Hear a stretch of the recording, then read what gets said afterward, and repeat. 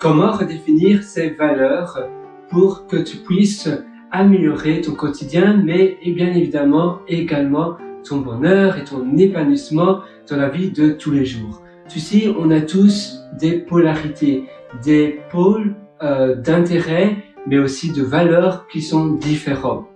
Sur Terre, sur tout ce qui se passe, il y a toujours deux choses qui vont à l'opposé. Par exemple, eh bien, les hommes et les femmes, ça c'est une polarité. Mais c'est la même chose dans les activités que tu réalises dans ton quotidien. C'est important que tu aies deux types d'activités qui soient différents. Deux choses que tu fais, ça veut dire aujourd'hui c'est le matin, je fais une vidéo avec toi et après je vais courir et puis après je vais faire de la programmation. Et cela c'est des pôles d'activité qui sont assez opposés. Faire une vidéo c'est plus du social, plus de la communication, plus du blabla. Après courir c'est du sport, c'est un exercice physique. Et puis après la programmation, l'informatique, être sur l'ordinateur, résoudre des problèmes d'algorithmes et autres, eh bien c'est beaucoup plus intellectuel.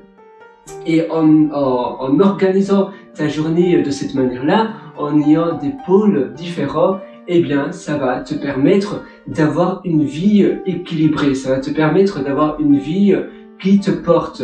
Parce que si tu commences ta journée et le matin jusqu'au soir, tu es tout le temps devant ton ordinateur, à peut-être faire de la programmation ou bien à rester lire des articles. Mais même si c'est des choses différentes sur l'ordinateur, l'activité principale, être devant l'ordinateur, assis sur ta chaise ou même debout avec un standing desk, mais ça reste plus ou moins pareil, même si le standing desk c'est quand même un peu mieux.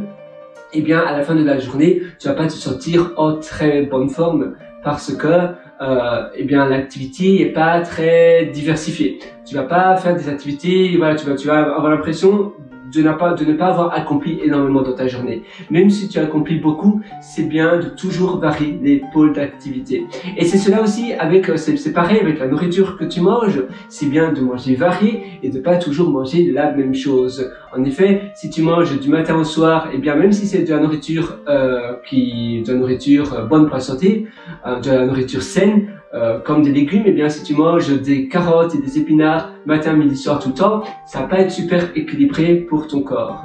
Par contre, si tu manges le matin, des légumes verts, qui est le meilleur pour la santé, et puis après, l'après-midi, tu manges autre chose, et le soir, tu manges encore autre chose, ça va être bien meilleur pour l'équilibre de ta journée.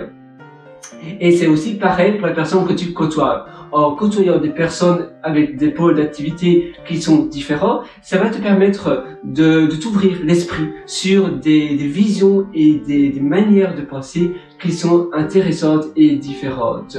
En effet, quand tu discutes avec des personnes dont parfois tu n'es pas d'accord, ça te force à comprendre la manière dont ces personnes-là pensent. Tu dis, oui, c'est intéressant, mais pourquoi cette personne-là pense comme ça? Et comment ça se fait que moi, je pense pas comme ça? Et moi, j'ai cette opinion-là qui est certainement aussi intéressante, mais cette personne-là voit le monde sous des lunettes différentes, sous un angle différent. Alors, tu vas essayer de voir et ainsi, ça va t'ouvrir les angles et la perspective que tu as sur la vie ou sur les idées que tu partages. Évidemment, comprendre, c'est une chose, mais tu ne dois pas nécessairement accepter. Bien évidemment, si pour toi, c'est pas ce que tu aimes, c'est important de garder alors tes opinions, ta manière de penser, mais comprendre, c'est quelque chose qui va t'ouvrir l'esprit et qui va t'ouvrir aussi des portes dans le monde. Parce que finalement, la beauté du monde, c'est que l'on vit sur une planète avec une multitude de personnes différentes qui voient le monde sous des angles différents. Et finalement, à la fin de la journée, il y a tellement de personnes incroyablement gentilles et sympas. Évidemment, tout le monde est différent et tout le monde a des vécus qui sont différents également, mais on vit sous des pôles, sous des pôles différents. C'est pas vraiment des pôles d'activité, mais c'est des pôles de vision et de mindset peut-être et d'éducation également qui sont différents. C'est la même chose avec les paradigmes, c'est la même chose avec les gaps, donc la distance de génération que l'on a. Bien évidemment, ma génération est différente de la génération de mes parents et bien différente de la génération de mes grands-parents et ainsi de suite. Maintenant, j'ai une cousine et un cousin, je suis oncle, et quand ma cousine et quand mon cousin vont devenir un peu plus âgés, il y aura aussi une différence de génération de paradigme. C'est automatique, par définition, on est résistant au changement parce que c'est la manière dont eh bien, on peut s'approprier les choses. Si on n'était pas résistant au changement, on deviendrait fou parce que on n'aurait pas de bien ou de mal. On doit être résistant au changement, c'est une nature humaine, sinon on ne sait plus, voilà, avant je faisais cela, maintenant on fait plus cela, et puis après on fait plus cela, on devient tout mou de vision de vie. Évidemment, il y a des personnes qui sont trop résistantes au changement, et donc ils n'arrivent pas à s'adapter à la nouvelle société. C'est important d'être flexible, et ça dépend aussi sur quoi on est résistant au changement.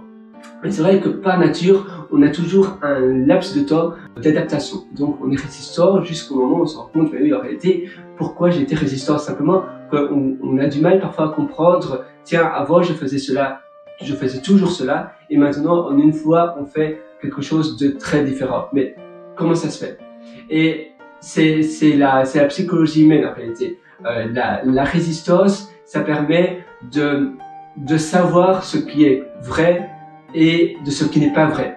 Ainsi on sait le vrai et le pas vrai, mais évidemment vu que le monde change et de plus en plus vite, on doit évidemment s'adapter beaucoup plus rapidement, et même si avant on faisait toujours cela et qu'on nous a dit que c'était la seule bonne manière de le faire, il faut comprendre que le monde évolue, que maintenant peut-être que non, ce n'est plus la meilleure manière de faire, il y a une autre façon de faire les choses.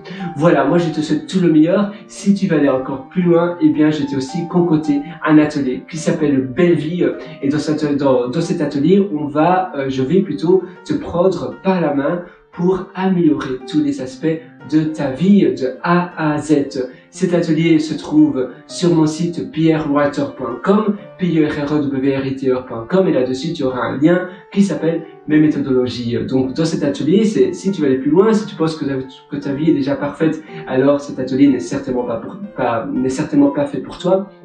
Mais si tu penses que tu as encore pas mal d'améliorations à faire dans tes journées, que tu n'es pas encore très satisfait, ou bien simplement que tu es curieux de voir d'autres manières de mieux vivre, eh bien Belle Vie, c'est un atelier que je mets continuellement à jour, qui vit tout au long de ma vie. Ça veut dire que j'ai publié la première version il y a 1 an maintenant, et j'ai déjà certainement fait plus de 7 à 8 mises à jour. Je pense que c'est 7. Et je supprime des modules, j'ajoute des modules, je rajoute du nouveau contenu, je mets des nouvelles informations que je viens d'apprendre, ou bien des choses que je me rends compte que ça fonctionne mieux dans ma vie. Donc c'est un atelier qui est continuellement en adaptation et en vie. C'est un atelier qui vit tout au long de la vie. Voilà, à très bientôt sur ce. Ciao.